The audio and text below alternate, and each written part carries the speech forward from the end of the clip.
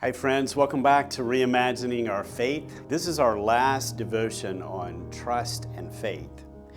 And actually it's also the last devotion on the book of Proverbs. I hope you've appreciated the life lessons from this incredible book in the Bible. Our verse for today is still Proverbs chapter 3 verse 5, which reads, "Trust in the Lord with all your heart and lean not on your own understanding." As we've said before, letting go of our control in life, well, it's frightening. It's difficult. Sometimes we think, but what will happen in my life if I totally and completely let God take control? Tim Hansel offers a great image for faith. It's a bike ride.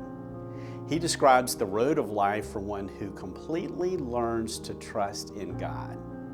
Here's what he says. When I met Christ, it seemed as though life were rather like a bike ride. But it was a tandem bike, and I noticed that Christ was in the back, helping me pedal. I don't know just when it was that God suggested we change places, but life has not been the same since. When I had control, I knew the way.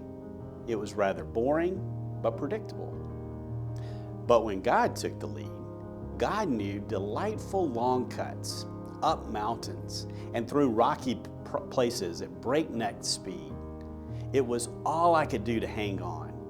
And God just said, pedal. I was worried and anxious, and I asked, "Where are you taking me?" God laughed and didn't answer, and I started to learn to trust. I forgot my boring life and I entered into the adventure. And when I'd say, "I'm scared," God would lean back and touch my hand.